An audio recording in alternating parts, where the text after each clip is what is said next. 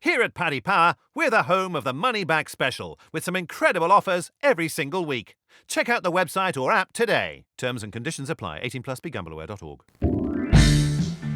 Hello and a very warm welcome to this week's Racing Post football postcast. We're of course tackling the international football this week and very much the youth development squad out this week on the postcast. We've got Joe Champion and Liam Flynn from the Racing Post Sports Desk and Brian McDonnell on the line from our friends at Paddy Power. Now, we just had a little chat before we started rolling and there are two gooners amongst us, Liam and Brian. So we'll have just a little bit of domestic chat before we get stuck into the international action. Liam, what did we make of that North London derby? It was a bit lively. Yeah, it's chaotic, wasn't it? I think a lot of people think that Arsenal maybe deserved 3 points, but I think a draw was a fair result in the end, given that you're 2-0 down. And then obviously you got the goal from Lacazette, which was crucial before the break. I think the key issue was obviously that midfield from Arsenal, the sort of three defensive midfielders. I think they lacked someone who could make that defence cutting pass in the first half, and Dani Ceballos coming on made a huge difference. I think it's quite concerning for Arsenal and Tottenham going forwards. They're both carved open so easily during that game, and it means that the race to the top four is going to be as open as it was last season with Chelsea and Manchester United as well. Brian, do you agree with much of what Liam said there? Yeah, I do. Yeah, I think Arsenal could be seen unlucky not to get the 3 points the way the second half went. I think the disallowed goal for the offside when Kolasinac was offside before he squared it over. He should have been onside in the first place, but I think that really zapped the energy out of us. That goal being disallowed, and in the end, I was happy to take the point really because you could see the last 5 or 10 minutes Tottenham were carving us open on the break as well. So, all in all, probably a fair 2-2, but I think Arsenal would be disappointed not to come away with the 3 points. And how did Paddy Power fare over the weekend? A good set of results, or sort of fair and middling? It was a decent set of results this week. Yeah, Sheffield United's equaliser against Chelsea was huge, which was huge for us. Sorry. Okay, and punting wise, gentlemen, how did we get on? Pretty poorly from me, really. A few losers in the Championship. But... Liam, some nodding there. Well, elsewhere, I mean, in terms of the North London derby, it was a mistake getting involved. I always try and stay away from it, but I got tempted this time round. But yeah, not a good move. Okay, well, I'm sure. Well, at the top, I did mention youth development squad, but if you come for some sensible and shrewd football betting advice, these lads will steer you in the right direction. No doubt about that. Right, let's kick off then. Home Nations time, Euro 2020, Thursday. Group D, Brian, the big one. Republic of Ireland at home to Switzerland. Give us some prices, please. Ireland are 13-5. The draw 2-1. Switzerland are even money. And give us an unbiased view on this one, please, Brian.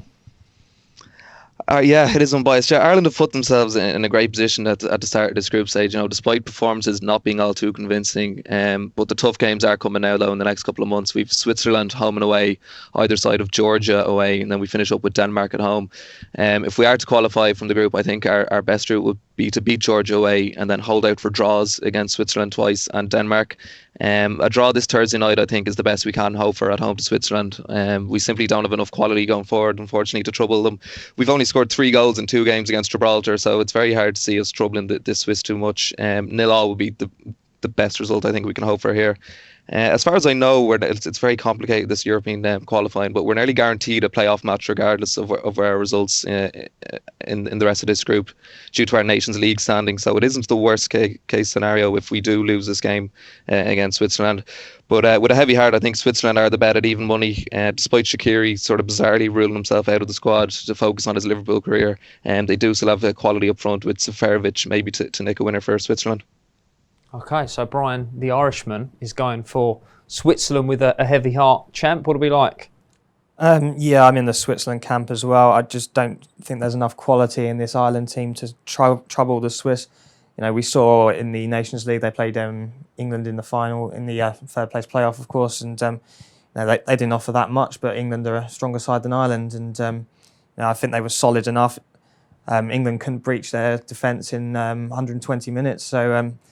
Yeah, I think it's very hard to see Ireland doing that, and but then Ireland are not easy to pass at home, and I think the last 9 games, 7 of them have featured under 1.5 goals, and to that just leads me to think of a Swiss win by a slim margin is probably the way to go. I'm looking at maybe Switzerland 1-0 at 5-1 as a way to boost your coffers for a game that may not otherwise be that interesting. Liam, this is not one of screaming goals to me. No, not at all. Actually, my bet would be Switzerland and under 3.5 goals at about 8-5. If you want to get me a bit more value out of Switzerland winning this one. They've obviously not been involved in Euro qualifiers since March due to their Nations League commitments, but I think they should be able to return with a win. This is the ideal game for them to come back to. They've taken 4 points and scored 5 goals in matches with Georgia and Denmark. Ireland, meanwhile, they've kind of chalked up pretty laboured wins over Gibraltar and Georgia, and I think they've been largely unconvincing under Mick McCarthy so far, certainly as far as performances are concerned at least. They do have a core of sort of defensively solid Premier League players. You think of Sheffield United's Ender Stevens and Shane Duffy and Seamus Coleman, but as Brian touched upon, they've got so little going forwards. I don't think they'll trouble them, and I think with Xherdan Shaqiri out, it's obviously limits Switzerland's attacking threat, but I think they should still have enough to get a win. So we're not getting carried away. I'm just looking at the Group D table. 10 points. They're sitting pretty at the top, but due to opposition more. Yeah, they've had quite a soft start, haven't they? So yeah, I think Switzerland for this one is a good bet. Okay, no love for the Irish in that one. Right, we move on then, Brian. Friday, Group E, Wales at home to Azerbaijan. Yeah, Wales are 1-5 favourites to draw, 4-1, and Azerbaijan are 11-1. Okay, they've played 3. Azerbaijan yet to pick up a point. I'm guessing that you don't fancy them to pick up a point here either. No, I don't know. Wales have had a poor enough start to this campaign, but they're by no means out of contention for qualifying. A win against Azerbaijan will put them right back towards the top of the group, and I fully expect them to do so on Friday night. Gareth Bale, he's hit form at just the right time after seemingly being frozen out of the Real Madrid squad with Zidane when Zidane retook over there. There's been a huge U-turn there. He's now started the first 3 league games of the season, and he bagged himself a brace against Villarreal at the weekend. Aaron Ramsey's back in the squad as well. He's unlikely, I think, to start this game after missing Juventus' opening 2 fixtures through injury. Aside from those 2 players, there are still more goals in this Wales squad with Harry Wilson and Dan James. A comfortable night in store for them, I think. Azerbaijan were beaten last time out, 5-1 at home to Slovakia. I don't see this being any easier for them, so I like Wales to cover the -2 handicap here at 5-2. Okay, and I'm sure you've got plenty of markets for this one. 2-0 double result that'll be popular with punters, Brian, you would have thought here? Absolutely, yeah. It's all very sweet on Wales. Win 2-0, all the handicaps, half-time, full-time, win both halves. We've seen some bets trickling through already on those markets. Okay, well, I'm sure the lads can pick out a little bit of value for us. What are we going for, champ? Yeah, we've touched on Azerbaijan. They're a poor side, as Brian mentioned, and they're hammered by 4-0 by Kosovo in the Nations League. Lost 3-1 against Hungary, 5-1 against Slovakia.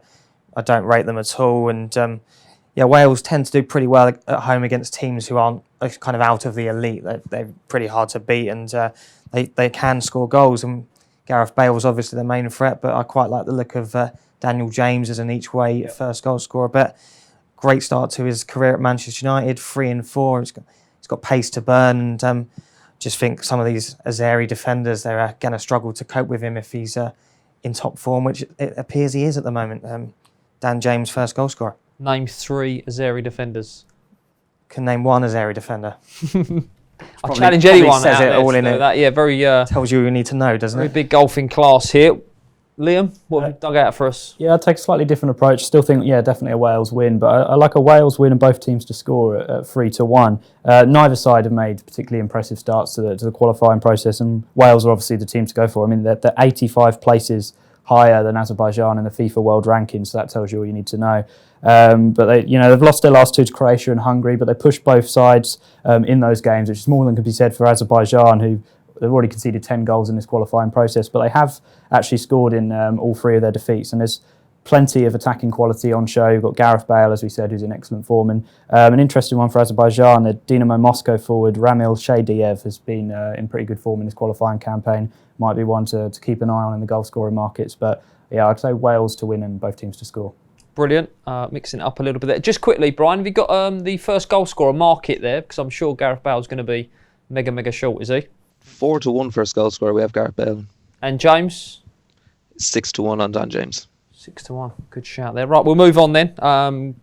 Scotland versus Russia also on Friday night, Group I. Give us some prices for that one, please, Brian.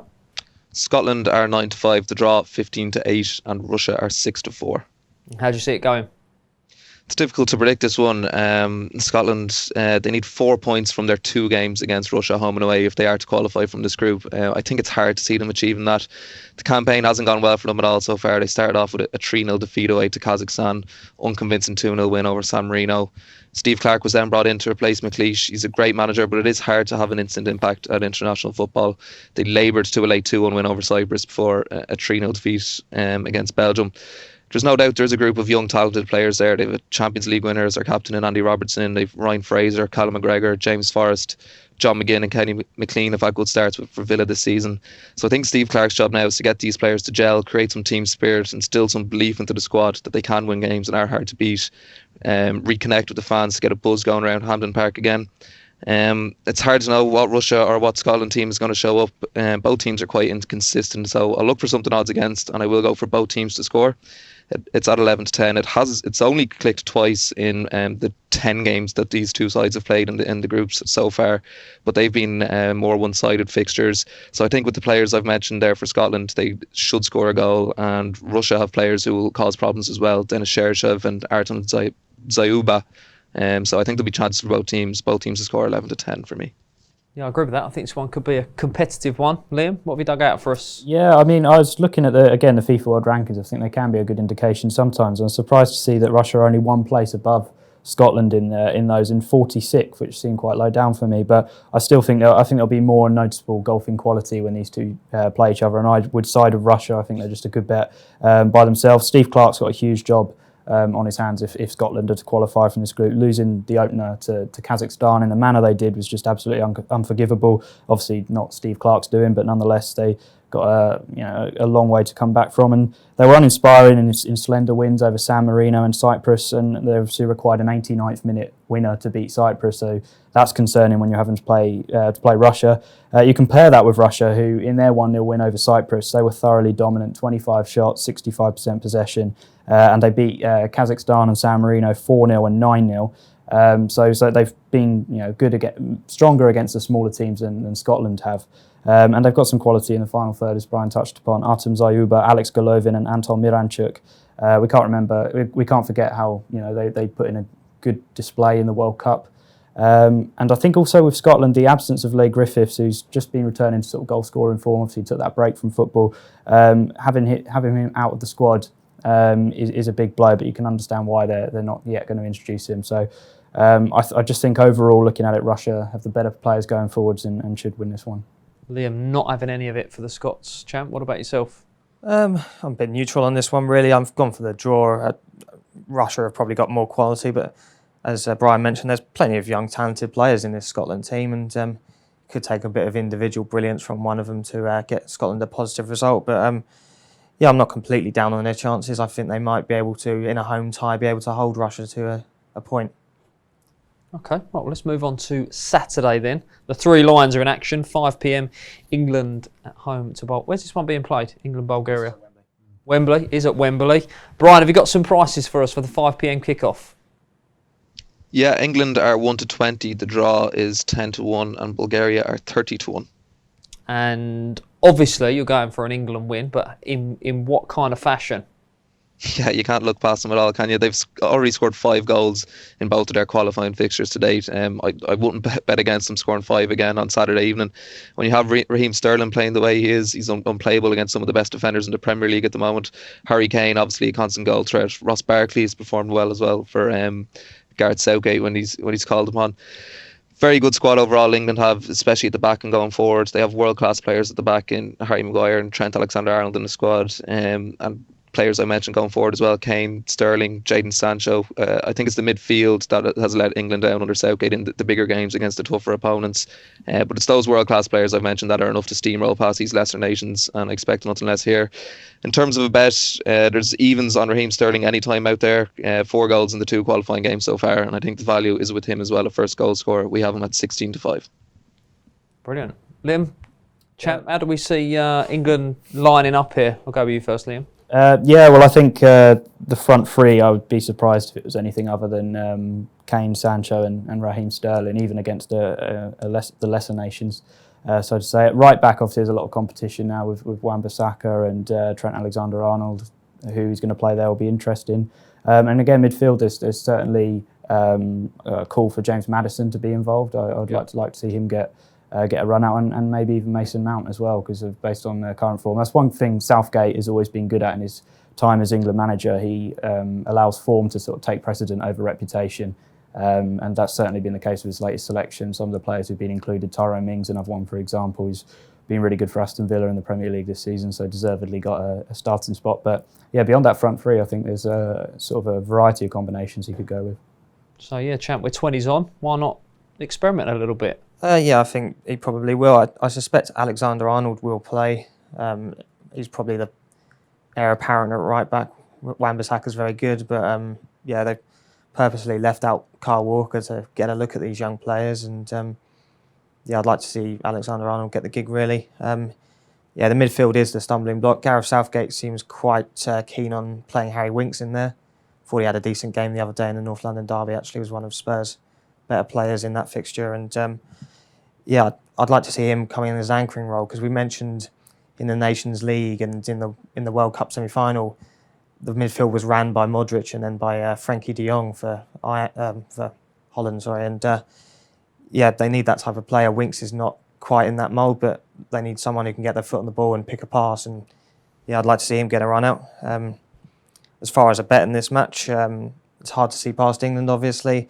Just think they've been so dominant in qualifying, and they just seem to ease through. They're quite ruthless these days, England, against these lesser sides as well.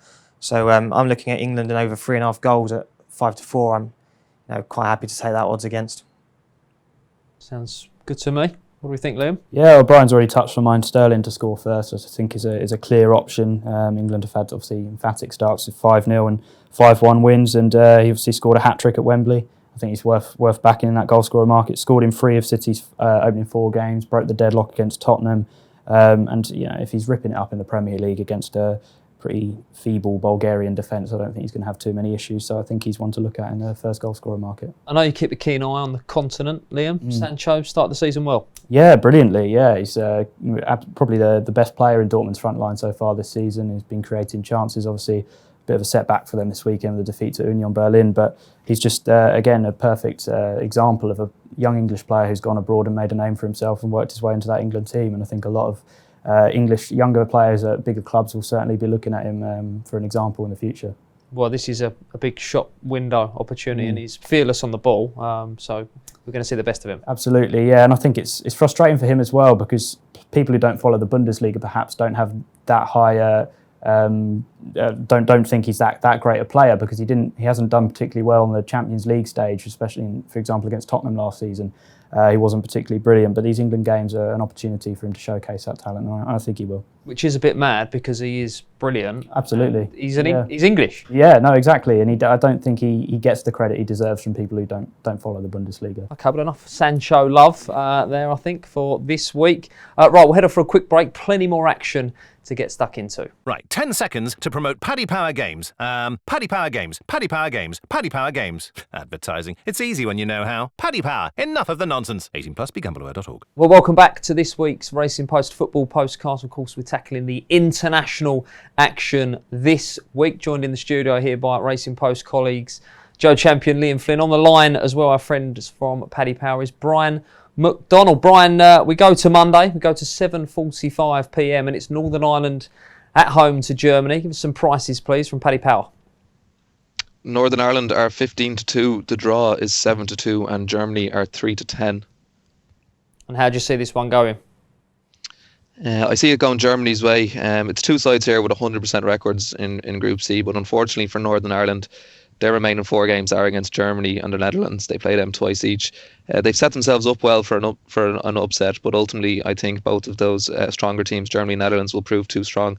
I don't expect them to pick up points against Germany on Monday night. There are lots of injury concerns. Liam Boyce picked up a hamstring injury playing for Burton Albion at the weekend. Jordan Jones was injured while getting sent off for Rangers in the Old Firm derby at the weekend. None of Northern Ireland's 3 goalkeepers are playing regularly for their clubs. So when you couple these problems into playing one of the best sides in Europe, quality all over the park, Serge Gnabry, Gundogan, Kroos, Royce, Kimmich, Timo Werner, he scored a hat-trick for Leipzig on Friday night. There's so much quality there. It's going to be a tough night for Northern Ireland, I think. I expect Germany to control this game and win this game. Bet for me is Germany to win and over 2.5 goals at even money. Okay, well, Brian thinks it's going to be men against boys. Champ, do you agree? Yeah, I think Germany will win easily enough, but hopefully it's by a 3-0 scoreline, because I've gone for Germany and under 3.5 goals. I just think that Northern Ireland are always pretty dogged at home, and perhaps Germany won't have to go out, and they've already scored 13 goals in qualifying. They don't need to worry about goal difference, do they? So maybe they'll take it easy. They've got a big match against Holland coming up, so perhaps they've got one eye on that instead. So the unders for Joe Champion at the Racing Post. And Liam, this is, as Brian mentioned, first against second in this group, Group C. Of course, Northern Ireland, tougher assignments to come, though, starting here. Yeah, absolutely. I'd make a bold claim. I like the look of Northern Ireland draw double chance in this one, actually. I think it's difficult to judge them. not having that at all. It's difficult to judge them because you can only beat what's in front of you, but they've done that emphatically against Estonia and Belarus, home and away, and they obviously to go to the top of the group. And they've established a really good platform now for the really challenging games, obviously against Germany and Holland. But Germany, I mean, they edged their only competitive group game with the Netherlands 3-2. But they were not overly convincing in that match whatsoever. They lost a shot count, they had less possession, probably didn't deserve the win overall. And there's no denying that I think German football as a whole at the moment is in a massive state of transition. It has been really since the World Cup. You've got a younger generation of talent, the likes of Leroy Sané, Serge Gnabry, Niklas Schüller, Joshua Kimmich, Lukas Klostermann. They're all kind of slowly coming into that first team frame, and as a result I think that they can be quite an unsettled side, and against a settled unit like Northern Ireland who know how they play, they're, as Joe said, they're dogged at home, they can make themselves tough to beat. I think I wouldn't be surprised to see Germany trip up, and obviously it's been quite a while since the last round of international fixtures as well. And it's also worth noting they've got Premier League defenders in their ranks in Johnny Evans and Craig Cathcart, so I think that they can make life tough for Germany, and at the prices I wouldn't shy away from Northern Ireland draw. Double chance. Interesting. So we think the Germans are going through this transition period and they could be a little bit vulnerable. Yeah, no, definitely. I think it's the same with any nation when they go through that sort of period of obviously having won the World Cup and then coming crashing down in last year's tournament. It takes time to sort of ship out the dead wood as such, the older players, and bring in that new wave of younger talent. And it will take time, even for a manager like Jurgi Löw, to establish what his best starting 11 is, for example. And I think, Northern Ireland, they know their strengths and they'll know how to play in this game to try and get a point, because I think that's the approach they'll take. So, Northern Ireland draw double chance could be quite tasty. Bold, but I like it. Okay, let's move on then to, probably the toughest assignment for Scotland to come. Brian, they're at home to Belgium. Yeah, Scotland are 5-1, the draw is 3-1, and Belgium are 4-9. It's hard to not see. It's hard to see an upset here. Even it's not the game Scotland need to win if they are to qualify from this group. It is, as we touched upon earlier, the games against Russia. They will need to win. If they fail to beat Russia a few days earlier, you'd fear what that would do to their confidence levels. But again, it's the same situation as Ireland. As far as I'm aware, Scotland are nearly guaranteed a playoff place due to their Nations League position. So the players won't even be as motivated, I don't think. If they have lost to Russia, they won't be as motivated for this game against Belgium. They'll be gearing up towards that playoff, that crunch playoff tie in November. So I don't think there'll be too many problems for Belgium here, and I'll go with them on the -1 handicap. Okay, this one Monday 7:45 kickoff. Joe, and have you dug out something for us here? No, I agree with Brian. I fancy Belgium -1. They've got so much class in their team. Eden Hazard's the main man, and I could reel off countless Belgian players who would walk into Scotland's team. We've already mentioned. I mean, I was in favour of backing the draw against Russia, but most of the lads were erring on the side of the Russians. So if you fancy Russia, you have to fancy Belgium here. They're a stronger team. They're one of the best teams in the world, and the handicap price seems reasonable to me. 17-10 for them to win by two or more goals is definitely a bet. Okay, Liam. I'll go one better. I like Belgium -2 goals on a handicap. I think. Sorry to our Scottish listeners. Yeah, no, absolutely. But I mean, they're just on another level compared to the rest of the teams in the group. 4 wins, 11 goals scored, 1 conceded. Beat Scotland 3-0 in the reverse fixture. Should have been more. 25 shots, 11 on target, and 71% possession in that match. So all over them. And with all due respect, it's a complete mismatch when the likes of Kevin De Bruyne and Eden Hazard are running at defenders like Charlie Mulgrew and Scott McKenna, who are used to playing in the Championship and the Scottish Premiership. And there's no need for Belgium to sort of fill the weakened side as such in this game, because there's such a big gap between these international fixtures now. And more importantly, they'll be looking at the Euros next year. There's been so long that they've been trying to cash in on this golden generation of players. They know that they have to go into these Euros with the objective of winning it, and this is an opportunity for them to sort of get their best starting 11 on the pitch and see what works. And I think, they'll field a pretty strong side, and it should be a very comfortable victory in my view. And how's Hazard started off his career?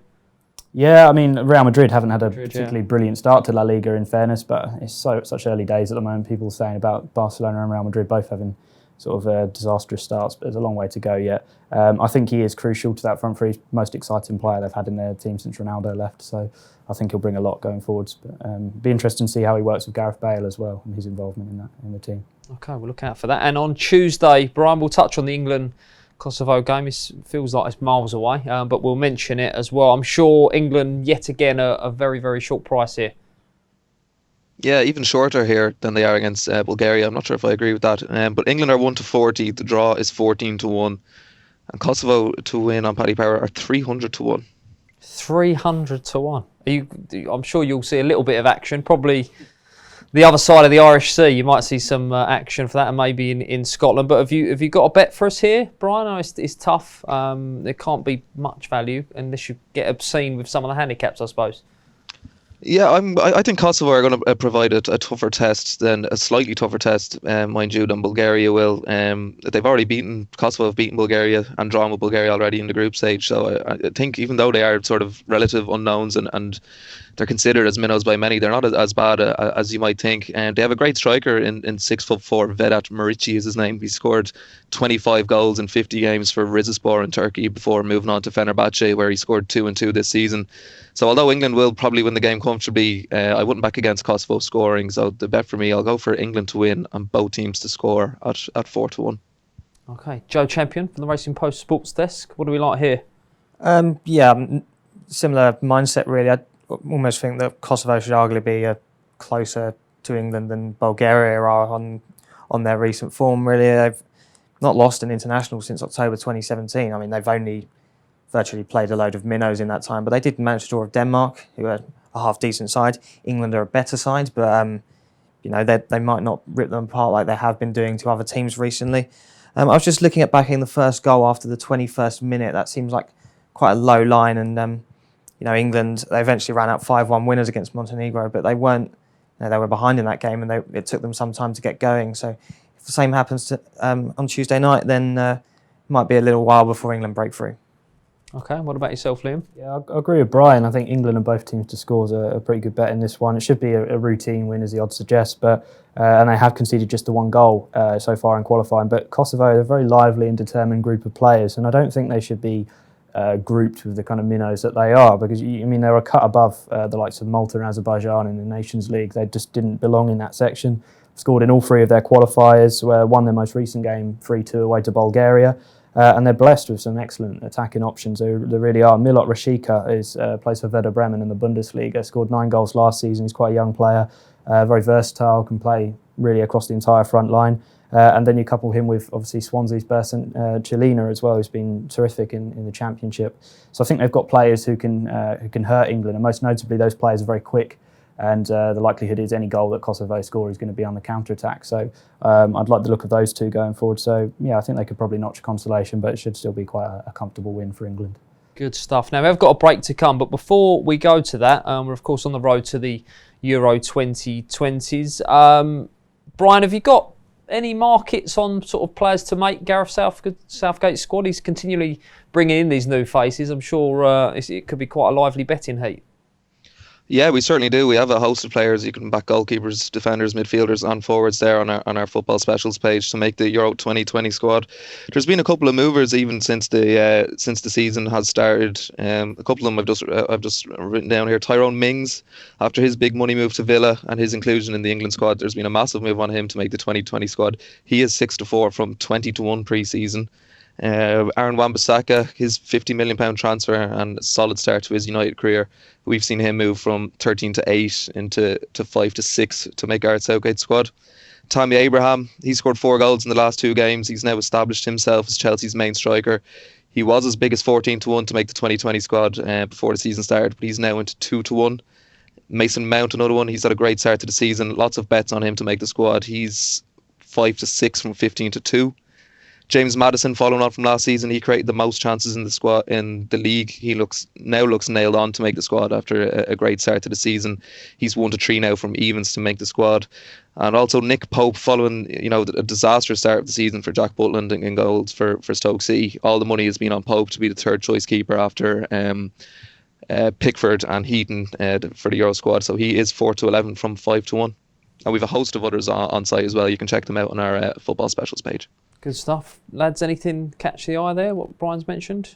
Certainly be looking at 2 Chelsea players, Mason Mount and Tammy Abraham. I think obviously they're clearly in Frank Lampard's first team plans this season and both made very good starts. So I think at the prices they'd probably be quite good choices. Yeah, I think Mount would be the one for me, really. They've got a lot of creative midfielders in that role, though, so maybe not. But what price is, out of interest, what price is Kyle Walker? Kyle Walker is 3-10.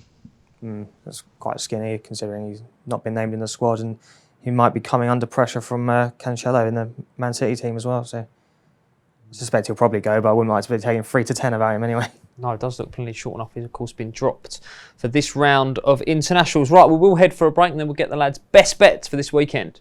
Everything is better when it's bigger.